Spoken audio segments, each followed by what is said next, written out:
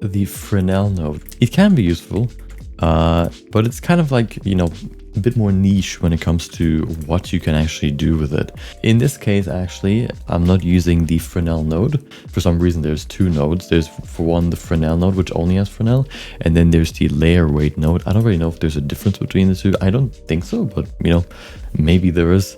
But the layer weight has Fresnel and facing. They work in slightly different ways. Fresnel highlights what is basically pointing away from the viewer, or from us, basically from the camera, and facing is kind of doing the same but a bit different.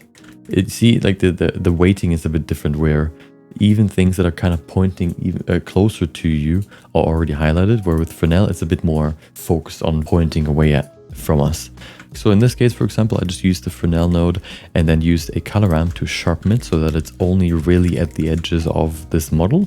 And then I mixed it in with the rest of the color to add this yellow tint as, you know, the rim light in here.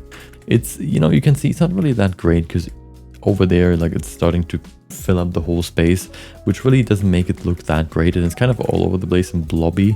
So I'm not really a huge fan of it, but maybe you can find a different way to use it, maybe for some kind of like eye highlights on the edges or some kind of like glossy thing. So because of that, I wanted to show you that it exists, I guess.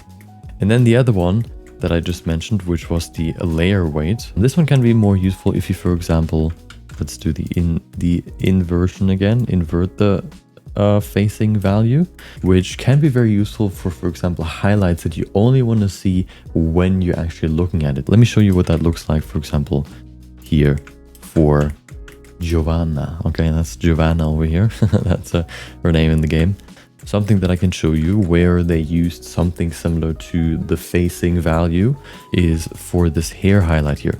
Check out how it disappears when we move away from this highlight, and if we look at it from a more shallow angle, so basically making sure that the highlight isn't exactly on the edges. Usually when you see those kind of highlights on anime hair, for example, they're only really like in the middle of the hair, they're not really on the edges. Sometimes they are, but oftentimes they're really only there where you basically look at the hair and then it reflects like light that's coming from up top, for example, and on the side it's kind of a bit harder to get those reflections. Here we can see then what the final version of this kind of like hair highlight mask looks like, where they then cut it off where it is below a certain value.